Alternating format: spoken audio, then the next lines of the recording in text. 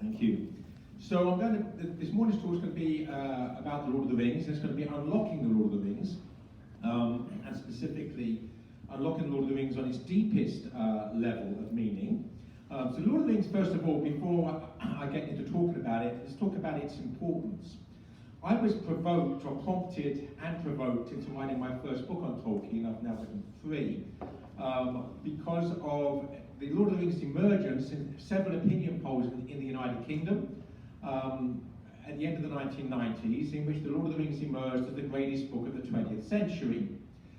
And the reaction of the self-styled literati to that news was one of horror. And one of them said, "This just shows the folly of teaching people to read." And it was clear to me that these literati, who were so dismissive of the Lord of the Rings, had never read it. In other words, they felt quite able to pass judgment without actually knowing what they're talking about. And that great philosopher, Jane Austen, tells us about the indissoluble union of pride and prejudice, right? The pride of those critics that were too good to read it didn't prevent them from being prejudiced against it.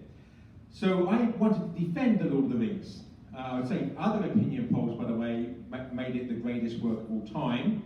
And it certainly is probably, as regards works of literature, obviously it's really specifically religious texts such as the Bible, but it's probably the second or third largest selling work of literature of all time. This book's a phenomenon. So what is it about it that makes it so popular? Well, Tolkien sums it up succinctly when he says, and I'm quoting him word for word, "The Lord of the Rings is, of course, a fundamentally religious and Catholic work." The Lord of the Rings is, of course, fundamentally religious and Catholic. Well, I think the one word in that sentence that I might quibble with is the word "of course." It is a fundamentally religious and Catholic work, but it's not necessarily all that obvious, and that's actually one of the brilliant things about it, because this book's been read by millions of people, atheists, agnostics, Jews, Muslims, Protestants, Catholics, and they're not put off because they're not being preached to, but they are being led to a Catholic understanding of the cosmos. So let's look at the Lord of the Rings in greater detail. First of all, the word fantasy and the word myth. We have to use our words correctly. Part of my talk this afternoon will be talking about defining our terms, defending the definite, but you can't defend the definite unless you define what the definite is. So Tolkien used the word fantasy not as something which doesn't exist, something which is, not connected to reality. He says fantasy is the ability to bring to our mind something which is not physically present.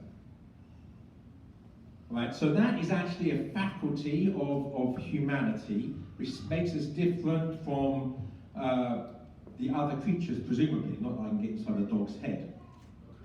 So memory is fantasy in this sense, right? To know what we did yesterday and to recall that to our minds is what Tolkien's calling fantasy. It's the use of the imagination. And the imagination, the imagination is a mark of the imago Dei, the image of God in us, to bring things into being that are not physically present. So, and then the word myth, he uses it in the correct sense, because the modern understanding of the word myth is often something which is not true, a lie. We say something's a myth, it means it's not true. Tolkien never ever uses the word myth in that way. The word myth is etymologically just means story. And as regards story, it's necessary for our understanding of reality. God shows us himself through story, most of all through his story, which is his story, and his entry of himself, the author, into his story, the life, death, and resurrection of Christ being the greatest story ever lived and told and seen and witnessed. And within that story, Christ teaches us some of the most important lessons through the power of story. I hope I'm not saying anything too shocking here. Don't pick up stones to throw them at me. But the prodigal son never existed. The prodigal son is a figment of our Lord's imagination. It's a made-up story. Christ brings to our attention someone who never existed, a fictional character, the prodigal son.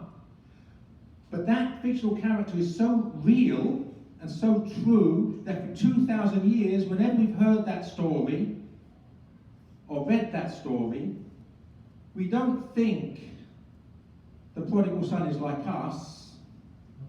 We think we are like the prodigal son. In other words, this fictional character has become the archetype of which we are but types. We're like him. He shows us something about ourselves. So does the forgiving father and the envious brother. So this is the power of story. Tolkien knows that, and that's why he tells the story. He says in his famous lecture on fairy stories that fairy stories, and this is true not just of fairy stories, but of all sorts of stories, they hold up a mirror to man. They show us ourselves. But that mirror is not merely a physical mirror. A physical mirror can be seen metaphorically as philosophical materialism. All that the physical mirror can show us is our physical appearance, what we look like. It can't show us what we're feeling, what we believe. It can't show us anything beyond the physical, three-dimensional surface. Whereas a story, a fairy story, is a mystical mirror or a magical mirror that doesn't just show us the physical surface, it shows us who we are on a much deeper level, spiritually, and where we fit into the bigger story. It doesn't even show us just who we are, it also shows us who we should be and who we shouldn't be. So it holds up a mirror to man that's actually much more true to an understanding of ourselves than the physical mirror could ever be. So that's what the Lord of the Rings does. So let's now go into Middle-earth. Let's walk through the magic wardrobe into Middle-earth. Now hang on, that's the wrong place, isn't it? Narnia. Let's walk into Middle-earth. Let's enter Middle-earth.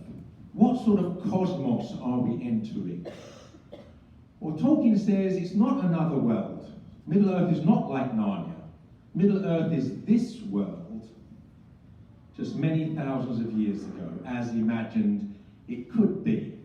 And what Tolkien understands about history, by the way, I don't want to go from too many tangents because I want to make sure I've got enough time to speak about Lord of the Rings here. And I want to, by the way, I'm going to try to finish by about 1:45, so 10:45 to leave time for 11:45. What's the time now? 11:45, so that we have time for questions. So be thinking of questions. We have 10 or 15 as Q&A, hopefully.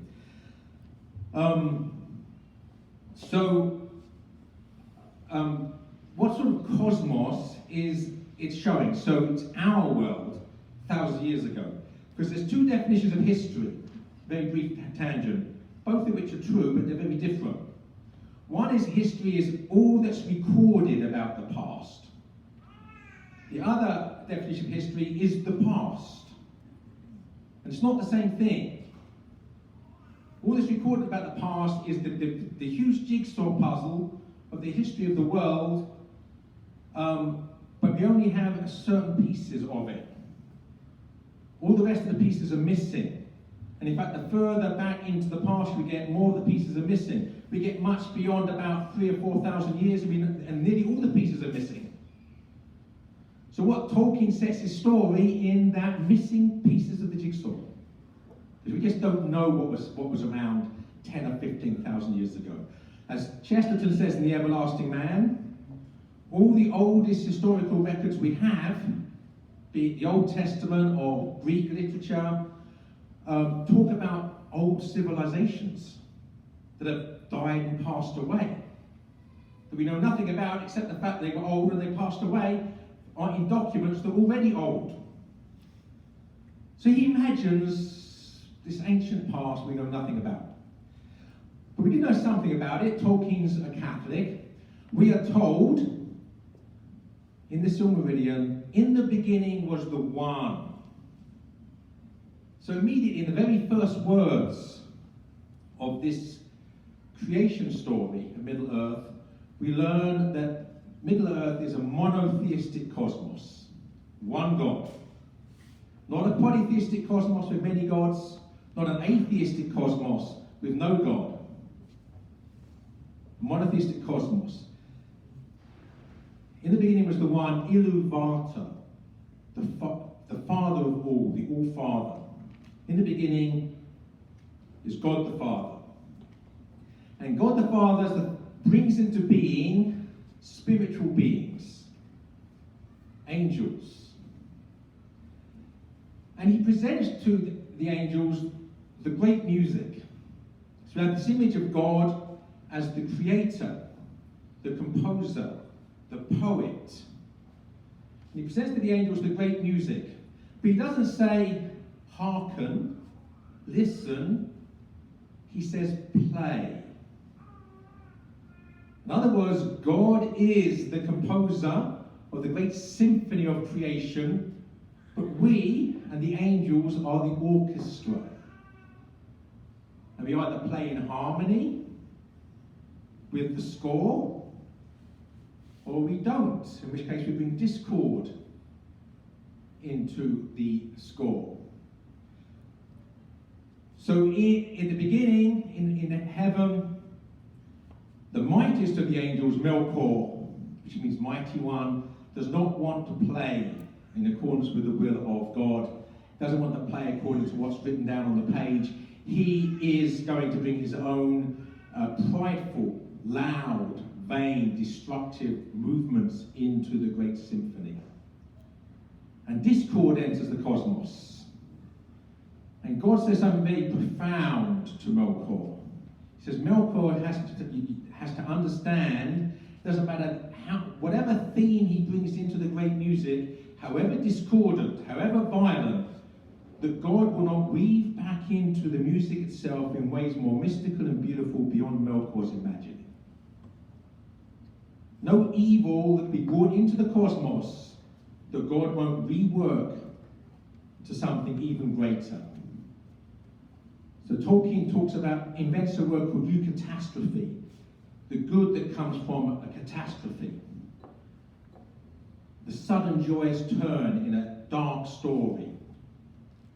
And again, in our own history, we know that if it wasn't for the catastrophe of the fall, we would not have the eucatastrophe, the sudden joyous turn of the redemption. If it wasn't for the catastrophe of the crucifixion, we would not have the eucatastrophe, the joyous turn of the resurrection. So God turns this evil and darkness into something more beautiful beyond our imagining. And there's a war in heaven, and Melkor falls. And when he falls, he forfeits the name of Melkor, Mighty One.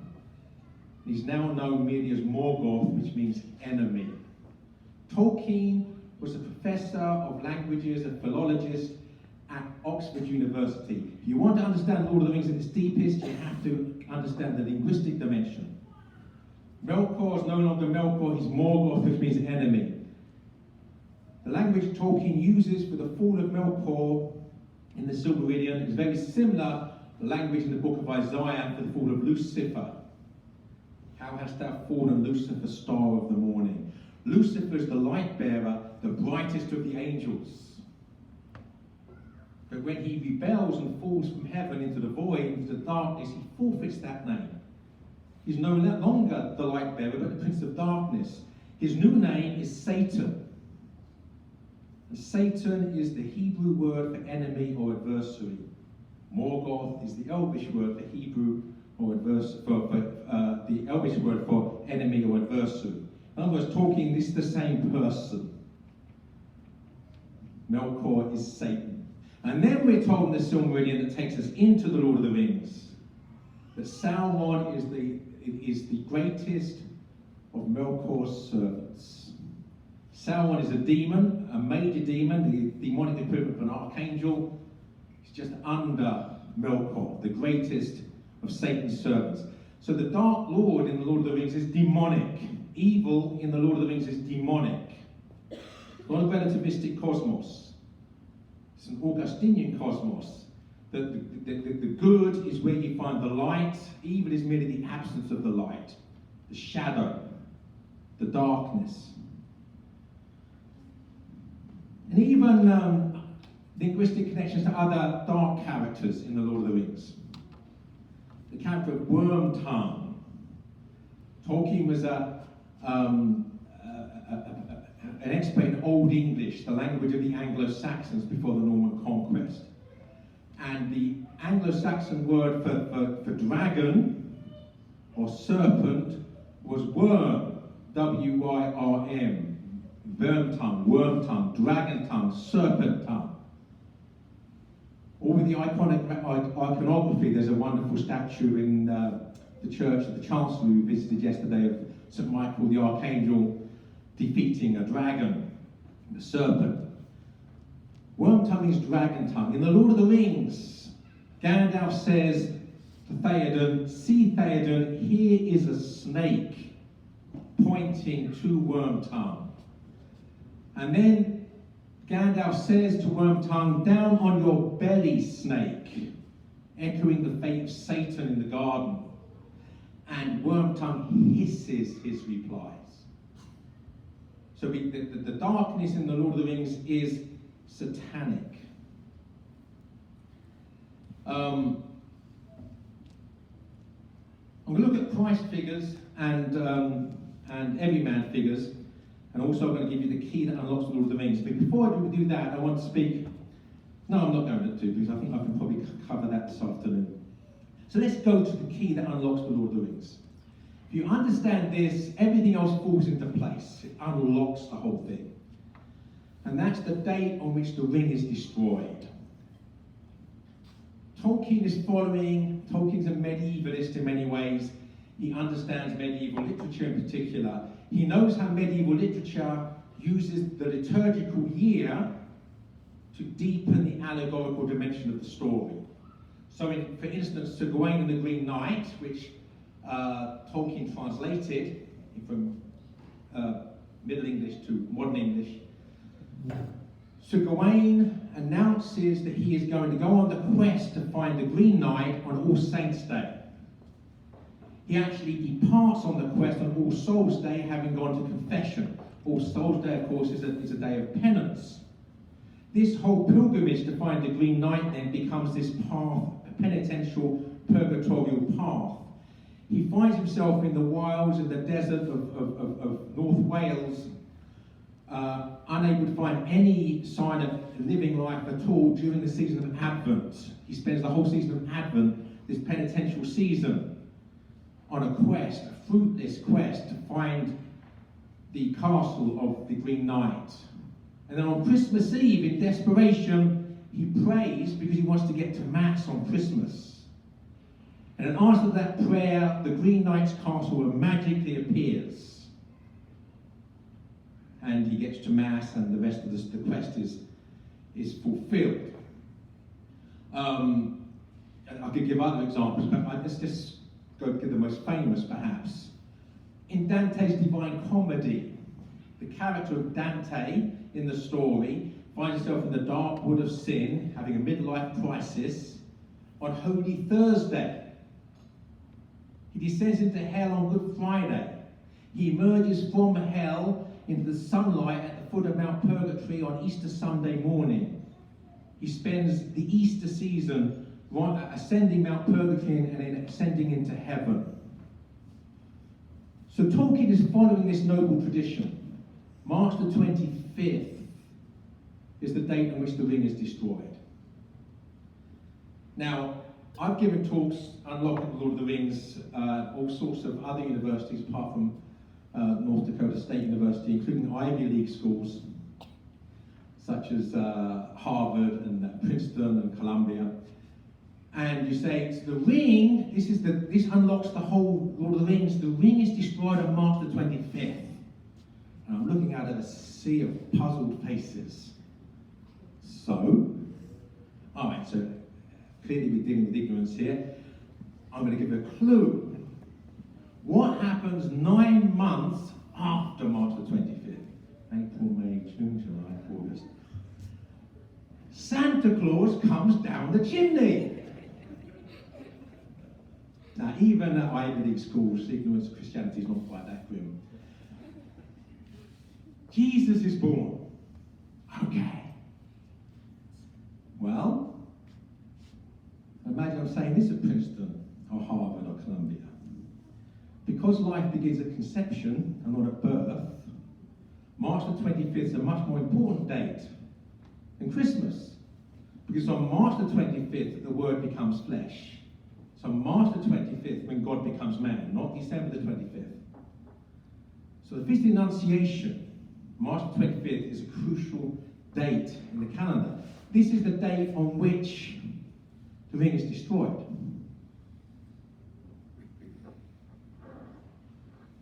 But it gets better than that. Tolkien understands the early church traditions in the Middle Ages. And he also knows that according to tradition, March the 25th is the historical date of the crucifixion.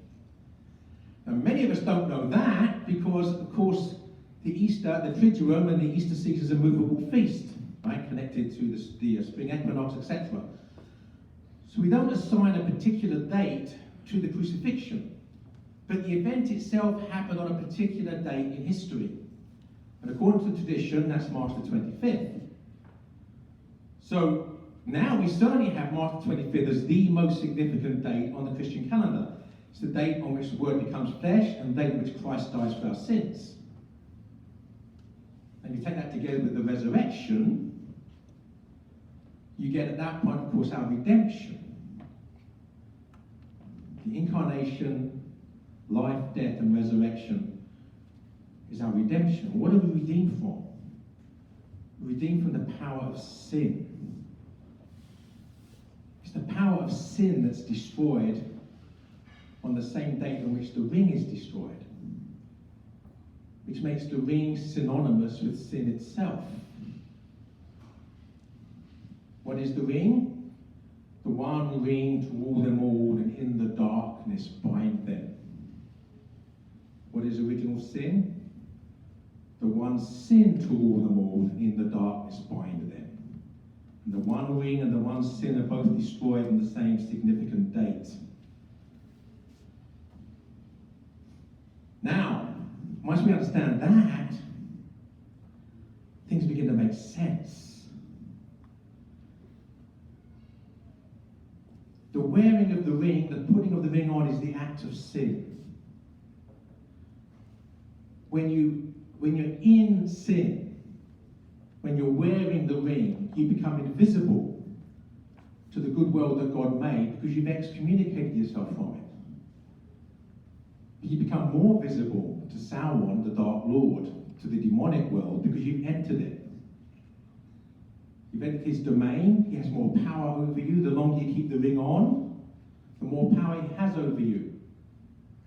The wearing of the ring is addictive. If we wear it long enough, we golemise ourselves. We cease to be the good hobbit God made us to be, and we shrivel and shrink into a shrunken wreck of the good hobbit we were made to be, because of our slavery to the addiction to the wearing of the ring or the living in sin.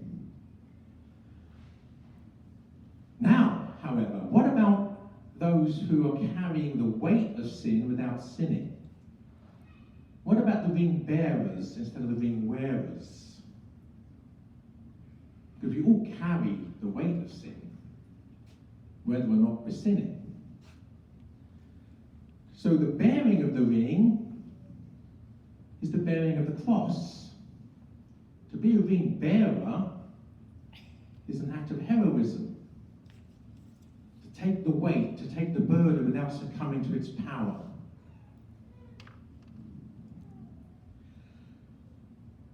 All right, so let's go on to some Christ figures.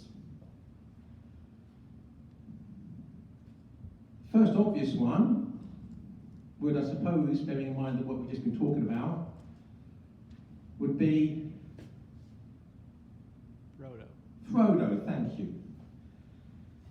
And if we didn't get that clue, we can get it from reading The Lord of the Rings, but very subtly.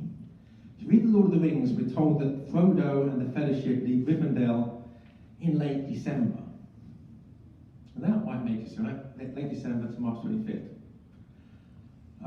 But then if you read the small print, that means the appendices to The Lord of the Rings, which Tolkien wrote, we discover the actual date on which Frodo and the Fellowship of the Ring leave Rivendell is December the 25th.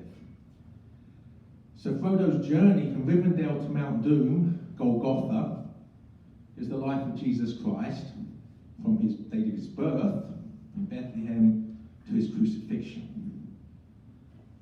as the ring bearer, as the cross bearer. Now, Tolkien's subtle. Of course, Frodo is not Jesus Christ. It's much more subtle than C.S. Lewis. Because if you read the Narnia stories, Aslan is always the son of God in all 7 of the stories at all times. Unmistakably. And that's fine, that's the approach that that Lewis takes. But it lacks subtlety, and it makes, if you like, the preaching dimension more obvious. But Frodo is a hobbit of the Shire. He's not Jesus Christ. He's not even a Christ figure, except in that one attribute of his character. But there are 2 other Christ figures due to attributes of their characters. Who might they be? Aragorn's good, okay. And one other?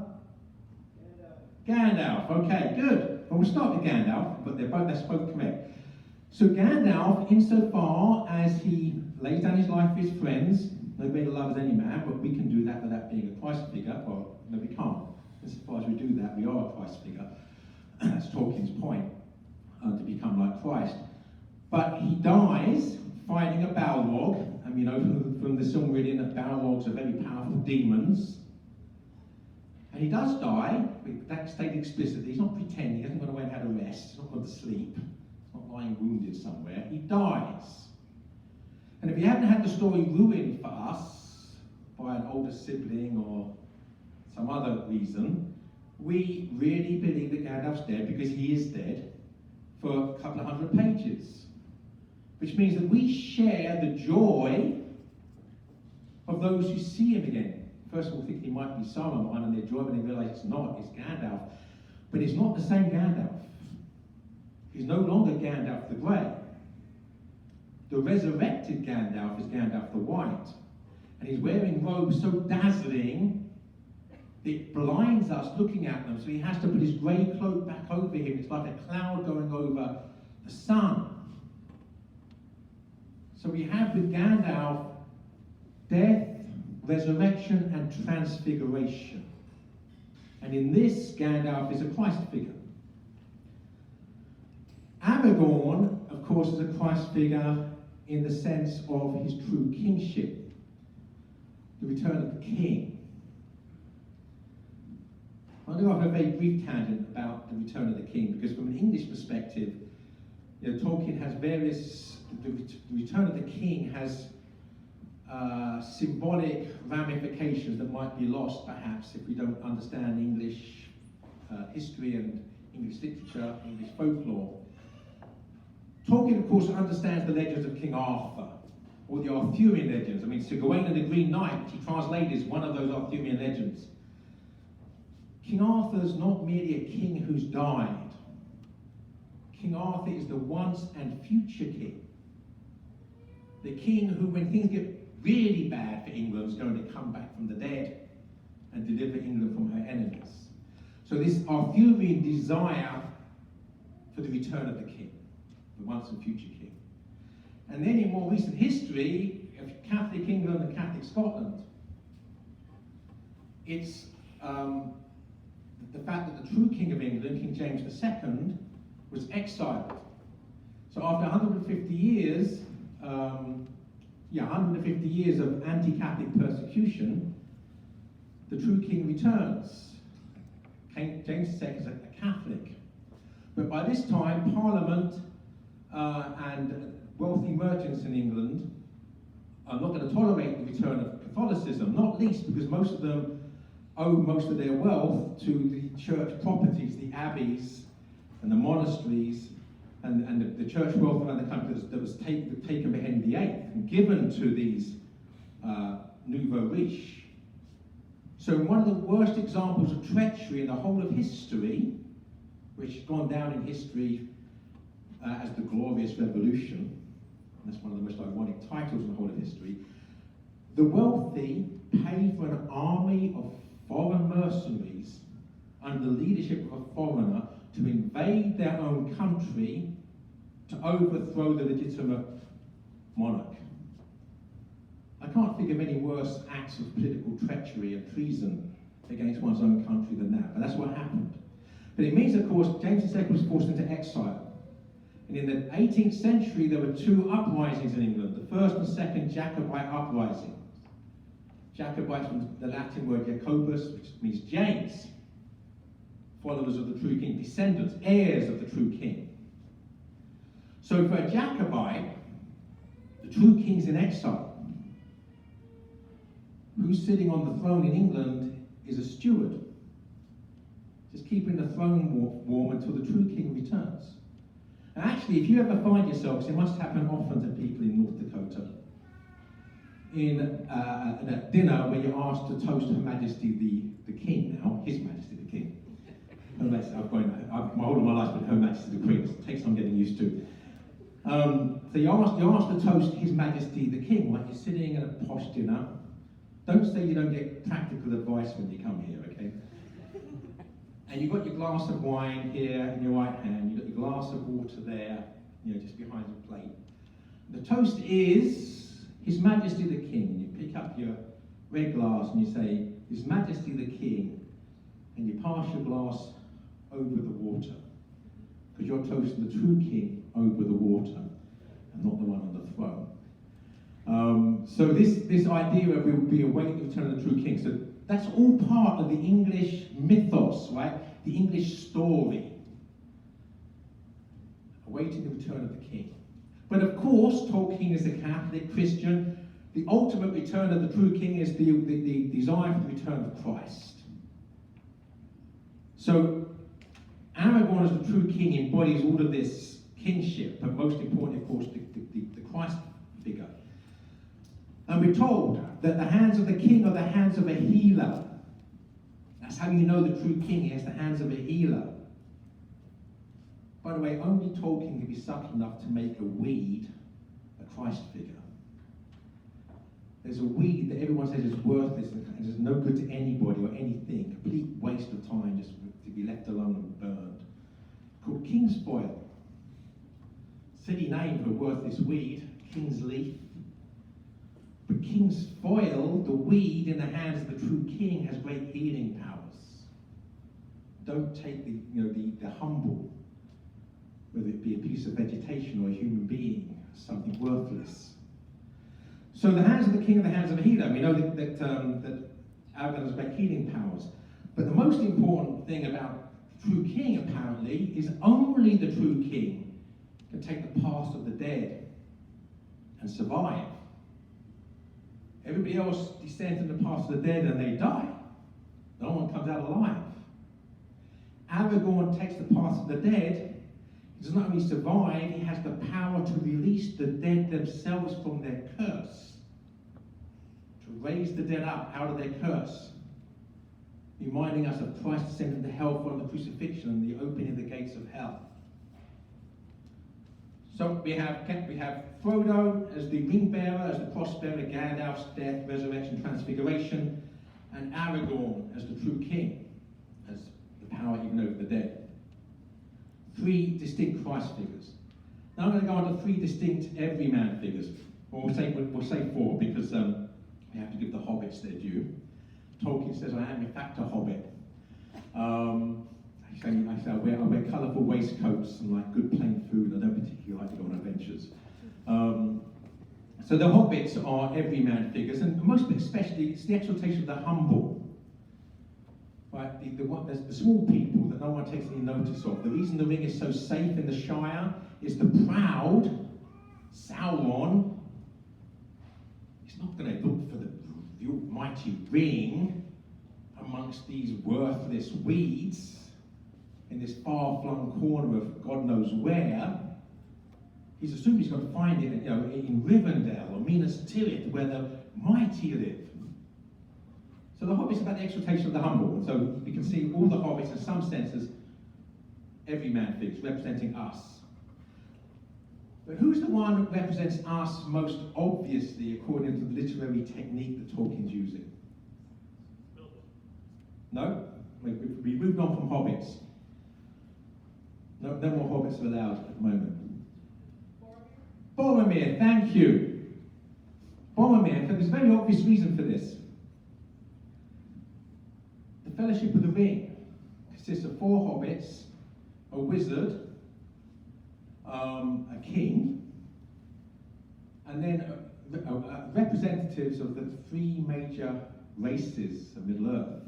Gimli represents the dwarves, Legolas represents the elves, and Boromir is our representative, our elected representative, our sent representative in the Fellowship of the Ring. Well, that's a sobering fact, isn't it? Because he's the traitor. He's the one that tries to take the ring. But we need to be fair to Boromir here. Imagine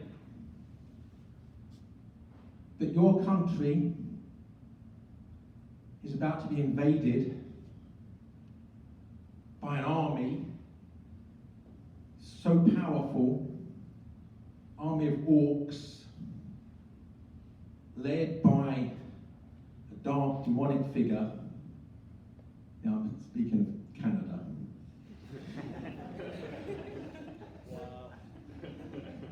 Slowly. No, I'm not speaking of Canada. No, a lot of French up there. It's a huge army run by demonic commander-in-chief, an army of orcs. You have no realistic hope of winning. And then this very powerful weapon comes into your hands. It's a gift. It would be foolish not to use it. And that sort of makes some sort of sense. If you're in his desperate situation, it seems the only hope for defeating, a demonic army. But the wise know that if you use evil means to a good end, you become evil. That even if the ring had been used, and even if they had gained success in holding off the power of Sauron through the wielding of the ring, even if, then Gondor and Minas Tirith would have fallen under the power of the ring. That Gondor would have become an evil empire. It would be much, much better for every last man, woman and child in Gondor to die heroically for the cause of good against the forces of darkness than to surrender to darkness itself, to defeat darkness, because you don't defeat darkness that way. So Boromir, that's sobering, he's the traitor. But his death is heroic. He lays down his life for his friends. Go back and read the Lord of the Rings carefully, the death scene of Boromir, with Aragorn in persona Christi at the sacrament of confession. It follows the form of the sacrament of confession exactly. There's contrition, there's confession, there's satisfaction, there's absolution. I have paid, he says, with his life. No, says Aragorn, the Christ figure, he won a great victory. Boromir's last act before he dies is to smile. Symbolic of the happy ending. He's gone to heaven. That's not so bad. But another everyman figure is Faramir. And again, Tolkien's using good literary techniques here. We have to learn to read literarily. Faramir is not just another man. He's Boromir's brother. All right? So our other representative. Faramir says, I would not pick up the ring if I saw it lying at the side of the road. He also says, I would not snare even an orc with a falsehood. not the smallest lie to the devil himself. No evil means to a good end. So in Faramir, we have the image of the saint, not just a saint, but the Blessed Virgin Mary, right? It's perfection, the one who will not succumb to sin. By the way, if you've only seen the Peter Jackson films, you're confused now, because Peter Jackson ruins Faramir. I'm talking about the book. Okay, so this is now looking pretty good, right? We get the repentant sinner, the sort of Mary Magdalene figure, who makes his mistakes but then confesses and goes to heaven. And we have the sort of Faramir figure. He won't tell the smallest lie to the devil, right? It's almost an immaculate saint. Well, before we sort of start preening ourselves on how good we are in the Lord of the Rings, the other everyman figure is Gollum. Gollum shows us what happens if we are not ring bearers but ring wearers. That we can become so addicted to the power of sin that we are no longer free to do anything but serve its power. Now, the master stroke in the Lord of the Rings, the coup de grace, is the part about the Lord of the Rings I hated when I first read it. When you first read the Lord of the Rings and you're trudging with Frodo and company for almost 1,000 pages at walking pace. Hilaire Belloc says the only true wedding on pilgrimage is on foot. We've been on pilgrimage. And we trudge all the way through Mordor. We eventually get to the top of Mount Doom, to the easy part. I'm going to show you how easy it is. I'm going to demonstrate that's how easy it is. So easy, I'll do it again. So here we are. We've got 1,000 pages, 900 pages or something, the easy part. And Frodo refuses to do it. And we're angry, frustrated, and we say, Frodo, you miserable loser. How dare you have dragged me for 900 pages for this? And then you have your first exercise in literary criticism. Because you realise it's not Frodo's fault. And you say, Tolkien, you miserable loser. How dare you let Frodo fail? And then something really bizarre happens.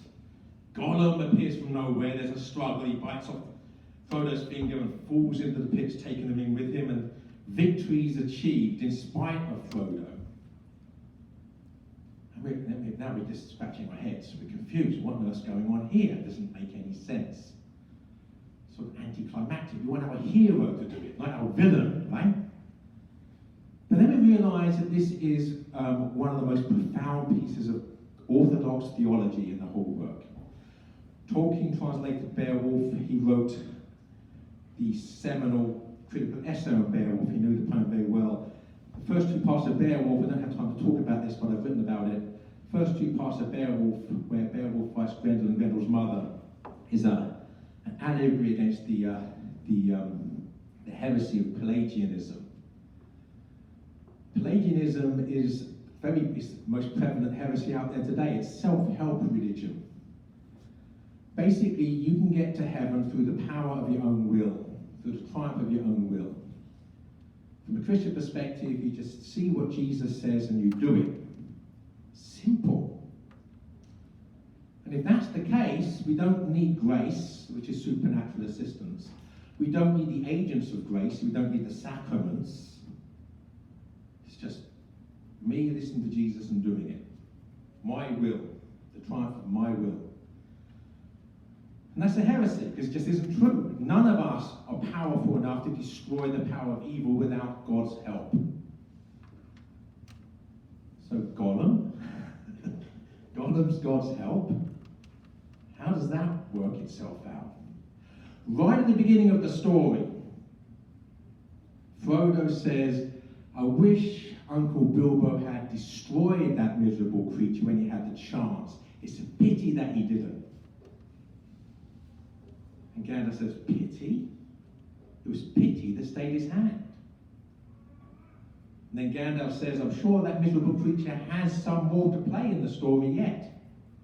And those words of Gandalf are so important, again, you have to learn to read it severely, that the whole speech is given to us again in Frodo's memory at a moment at the Forbidden Pool where Frodo has the opportunity to kill Gollum. And he says, now I do see him, I do pity him. And he refrains. Later in the story, Sam has the opportunity to kill Gollum and doesn't. The most difficult commandment that Jesus Christ gives us is to love our enemy. If Bilbo, Frodo and Sam had not succeeded in following that commandment, in loving their enemy, Gollum would not have been there. The evil would have triumphed. Gollum's presence was providential reward for previous acts of virtue. The power of providence and grace and its necessity. Now I'm going to conclude with two things, something a bit whimsical and then something profound. The Palantir stones. The Palantiri. So for those of you who read the books or even watch the films, they're the crystal balls. When you look into them, it's very dangerous to look into them because you basically get whatever the dominant will wants you to see. Not necessarily a complete lie, but just what he wants you to see. And the dominant will is Sauron. Denethor spent so much time looking at the Palantir stone, he becomes convinced that fighting the enemy is futile. He's too powerful. And he commits suicide. You know what Palantir means in Elvish? We actually told it in the story. It means far-seeing. I don't know how many of you speak German, but Fernsehen is far-seeing in German and it means television. What's the English word for television? BoobTube. YouTube. BoobTube. Oh, BoobTube. Is that what you said? BoobTube. Oh, yeah, BoobTube. Yeah, that's right. I'm not going to comment upon that.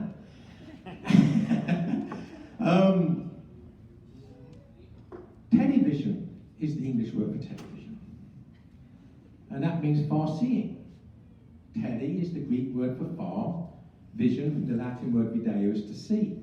This is a joke. It's a linguistic joke.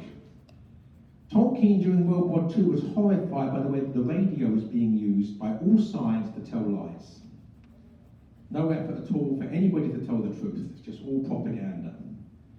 And television was the latest technology, the new technology when Tolkien's writing Lord of the Rings.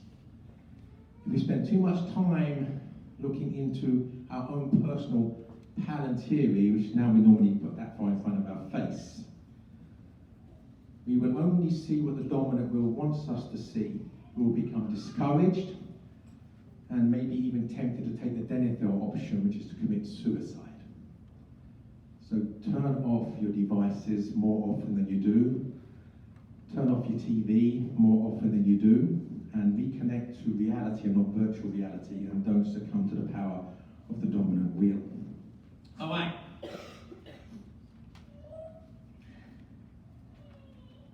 What power should we succumb to? I'm going to finish with the words of Tolkien. Let him have the final word here. Out of the darkness of my life, so much frustrated, I put before you the one great thing to love on earth, the Blessed Sacrament. There you will find romance, glory, honor, fidelity, and the true way of all your loves on earth. And more than that, death. By the divine paradox, that which ends life and demands the surrender of all, and yet by the taste or foretaste of which alone can what you seek in your earthly relationships, love, faithfulness, joy, be maintained or take on that complexion of reality, of eternal endurance, which every man's heart desires. Thank you.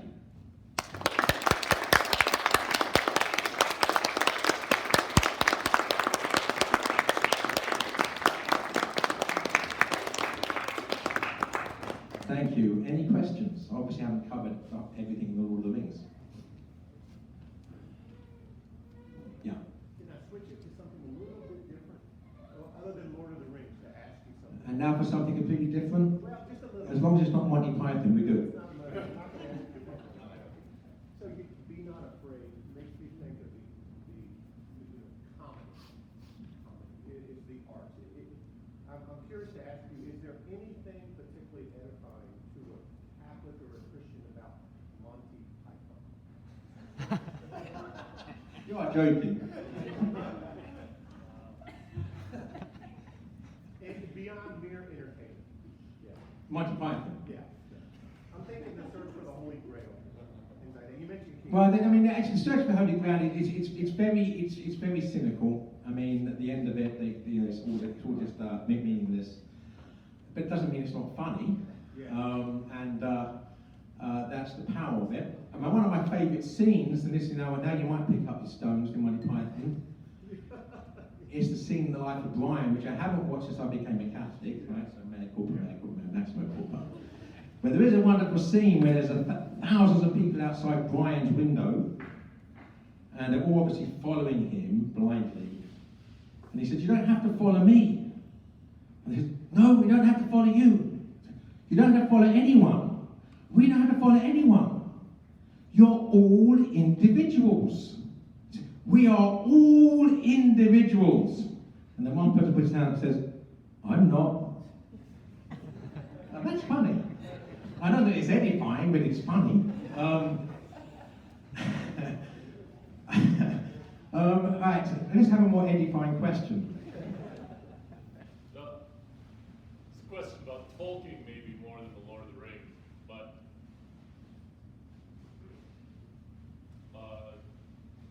Tolkien obviously had, you tend to see it most acutely probably in that last quote you read. He had a profound understanding of his Catholic faith and the world that we live in. He had children. I do not know off the top of my head how many children he and his wife had, and I do not know, I thought perhaps you might, how successful they were in transmitting that understanding to their children. He's been tremendously effective in transmitting it to tens of millions of people through his literary work. But I was wondering if you know, I believe that the quote that you read, he's writing to his son, if I recall correctly. Did his son, do we know if his son and his other children accepted the wisdom that they were being offered, if this was transmitted to them? Yeah, great question. Try to give a 2-minute answer to it, which might be a little bit difficult. So, Tolkien had 4 children, 3 sons and a daughter. The youngest was a daughter. She remained, as far as I'm aware, a lifelong practicing Catholic, and when she died, she was the last, I think the last one to survive. She died a couple of years ago. And Christopher also died fairly recently. She was a daily communicant in Oxford. She never got married and never left Oxford, as far as I'm aware. But she was a daily communicant when she died. One of his sons became a priest. The eldest, John. Both the other sons, I think, lapsed from their faith. I don't know if in Michael's case whether it was permanent, but in Christopher's case, I think it was. It was basically, if I understand correctly, because Christopher deserted his Catholic wife for a non-Catholic woman whom he later married. And you know, it's often the case we make our lives a mess and they're disordered and other things follow on from that.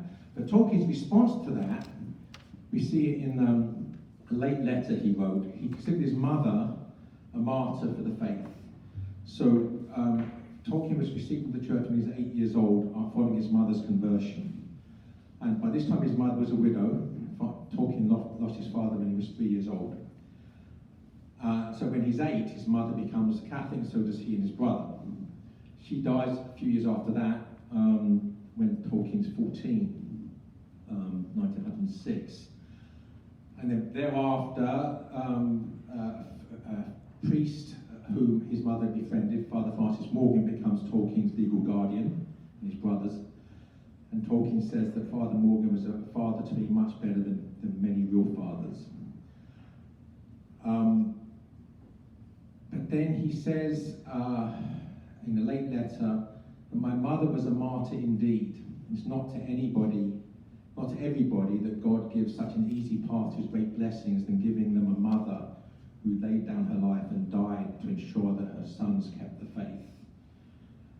And knowing that makes it very hard and difficult when my own sons stray away.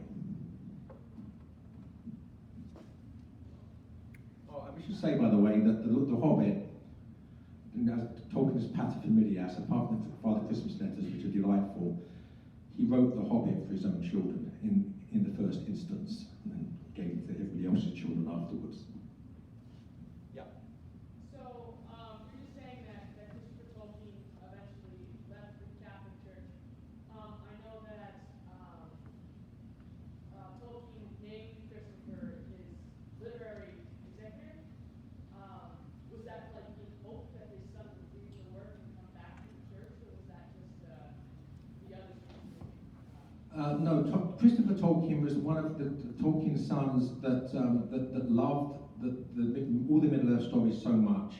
So he did so much work. So the 12-volume history of Middle-earth that's been published since Tolkien died, the Silmarillion. Christopher Tolkien loved Middle-earth and all of that side of it. And Tolkien knew that Christopher was the person that he was the safest person to leave his legacy and trust with, in spite of the fact that he had drifted from the faith. Okay, so Lord of the Rings is a immensely beautiful work that is very, like you said, very Catholic and very religious. But for every good that there is, evil comes up with a mockery.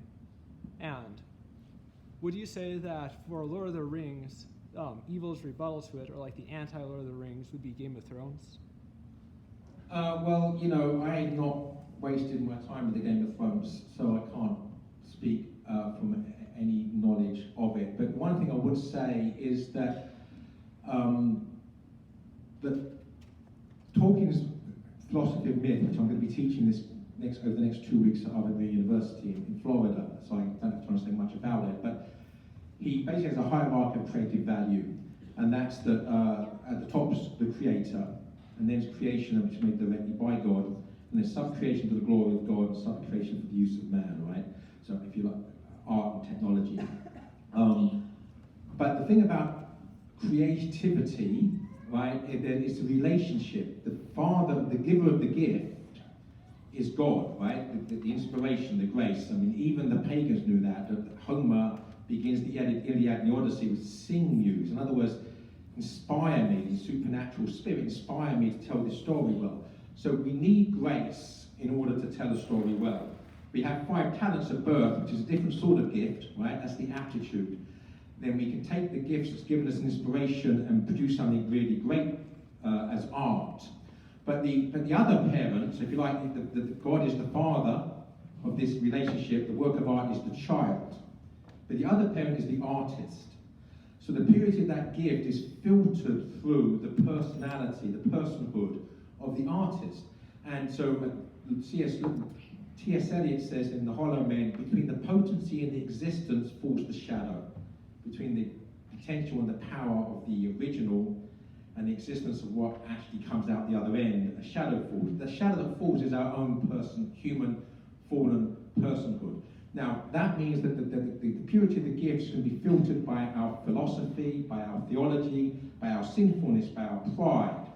So the thing about Tolkien, he understood that the purpose of art is to give back to the giver of the gift the fruits of the gift given. He sees creativity as prayer, right, and praise. So therefore he can produce something as beautiful as the Lord of the Rings. But if someone doesn't see things that way, they're going to take these gifts, which they owe God for, without probably even knowing it, and use their own wrong-headed philosophy and sinful pride to distort, pervert the purity of the gift into something which is very different. So that's what happens. So, that's why art can be beautiful. It can be beautiful in 2 different... Now, very, very quickly, I say there's 4 types of books. Good books, good bad books, bad good books, and bad books. Right? So a book can be good as art and good as sound moral philosophy, should we say, right? And theology. That's a good book. But a book can be good as art but bad as philosophy, or it can be bad as art and good as philosophy, right? And then it can be bad at both, in which case you don't bother with those, right? So that's, I think we have to distinguish between the two. So work can be a great work of art, but actually poisoned by the pride and perverted personhood of the artist, who's been given 5 talents and is using them, but he's also abusing them at the same time. Yeah. I'm kind of a newcomer to Tolkien's work, but if I'm not mistaken, I think he wrote a treatment for a sequel to Lord of the Rings trilogy called The New Shadow. What do you think dictated his decision not to continue that? Yeah, there's a great short story that I recommend to everybody if you haven't read it already, called Leaf by Niggle, which is a very great alibi about the artist's relationship with the gift and the artist's relationship with God, and also about the afterlife, because most of the story is after the artist dies. It's a great vision of purgatory from a Catholic perspective.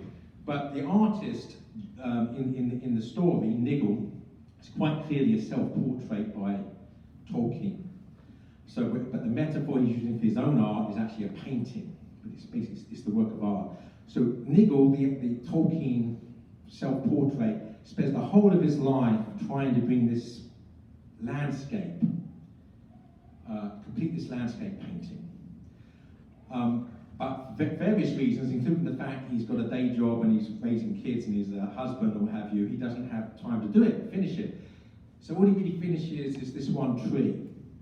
And the only thing that's really good is the leaf on the tree. But you know, finish the one tree, and then further out, it's all unfinished stuff. So when he dies, there's this unfinished work. So for me, that's Tolkien saying that the only thing I've really finished that I'm sort of happy with is The Lord of the Rings. And everything else around is unfinished sketches. So that's why there's lots of unfinished fragments of stuff that Tolkien started that he never finished when he died. And Christopher Tolkien has done his best to sort of try to assemble those in a way that sort of makes some sort of sense. Although, one thing I would say, just as a caveat, most people, if they have an idea, if they write something that's not good, they throw it away. Tolkien didn't throw anything away, he put it in a neat pile. And it wasn't because I think not primarily because he was a hoarder. I don't think that was the main reason. It was because he can go back and he's not going to finish that, but there might be something in it that will spark inspiration to go off and do something else. Ideas. He doesn't want to throw the ideas away. They're like ideas written down. But of course, then Christopher Tolkien can pick those up and make an editorial judgment call about that's something which is nearly finished or not. So that's why I don't trust the history of Middle-earth as being as authentic as the works of Tolkien that were published during Tolkien's own lifetime. Yeah. I actually have 2 questions. The first one might be shorter. So you mentioned Gandalf as one of the Christ figures, but then you also said, you mentioned resurrection, but was he not actually resuscitated instead of an actual resurrection? No, if you actually read The Lord of the Rings, there's no question that he actually says explicitly, I can't think the exact words, he actually says that I did die. That he used the word die or death. He wasn't resuscitated. Okay. So, yeah. And then the second question is, Tolkien and his wife, Edith, right? Their children, because you mentioned the sacrifice of Tolkien's mother, but their children also very much appreciated their sacrifice. Tolkien, his wife, and their gravestones, they have Tinuviel for their mom and Barrett for Tolkien. And can you speak a little bit about that? Yeah, actually, this is a great love story. So if you, the greatest love story that Tolkien ever wrote. Well, I do want to say one thing, make sure we cover this, and then perhaps we should make that this last question. Yes, we stay on track. Yeah. You're the boss. You're the boss. Well, yeah, we'll finish up this one and then. Okay, because you just tell me, right? But we're taking this to the last one, yeah. So I just, as we have this in this question, that Tolkien, just Galadriel, Tolkien said, "I put all my love for the Blessed Virgin Mary." into the characterization of Galadriel. But the greatest love story that Tolkien wrote is the story of Beren and Luthien, and that's told in the Silmarillion. And it was inspired when they first got married during World War One. They were in the woods, and Edith, obviously a young lady at this point, was dancing in the woods, and sort of Tolkien, being Tolkien, has this image of this beautiful elven maiden dancing in the wood. And so he keeps that, and that's, it runs with that, and then this character of Luthien in the story of Beren and Luthien is sort of inspired by this. There's some about dancing in the woods. So when she dies, she predeceases him. This is typical Tolkien. Puts his wife's name then underneath Luthien, right? The beautiful elven maiden. So that when Tolkien dies a few years later, his children put underneath Beren, which is just enshrining their love in a way that was made manifest in that beautiful love story that Tolkien tells. Thank you very much.